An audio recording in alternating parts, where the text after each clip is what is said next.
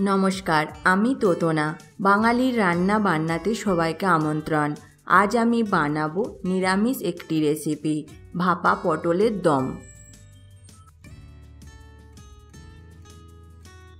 এর জন্য নিয়েছি পটল 300 গ্রাম। পটলগুলোর দুই ধার কেটে মাঝে মাঝে খোসা ফেলে দিয়েছি।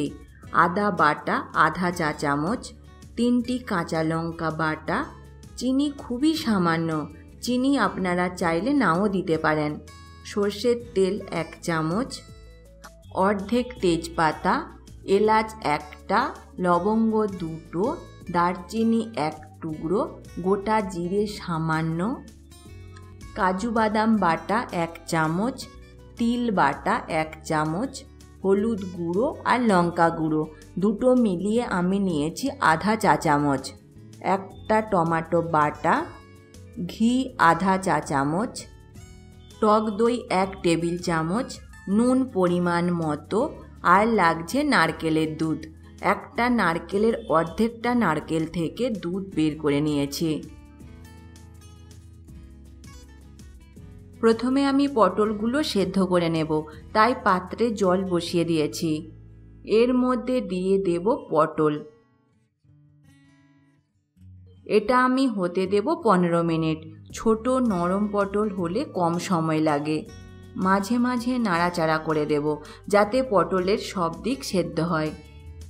15 মিনিট পর গ্যাস বন্ধ করে দিচ্ছি। এবার ছিদ্র থাকা একটি পাত্রে পটলগুলো তুলে নেব।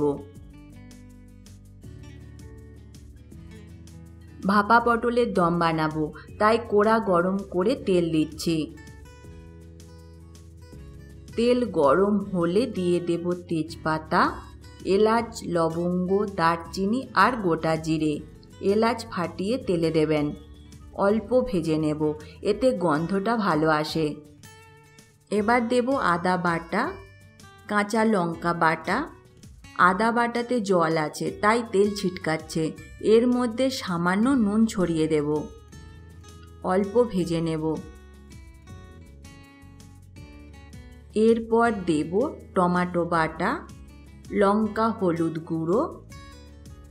টমেটো বাটার একটা কাঁচা গন্ধ থাকে, তাই টমেটো বাটা ভালোভাবে ভেজে নেব। এরপর দিয়ে দেব টক দই।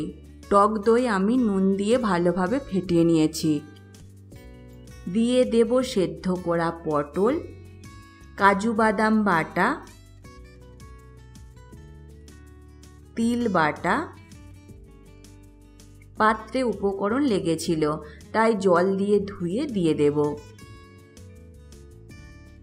আর দিচ্ছি চিনি। চিনি কিন্তু খুবই সামান্য। সব উপকরণ হতে দেব যতক্ষণ না মশলা থেকে তেল ছাড়ে। কাজু বাদাম বাটা আর তিল বাটা ভাজা ভাজা হলে খেতে ভালো লাগে। এবার দিচ্ছি নারকেলের দুধ।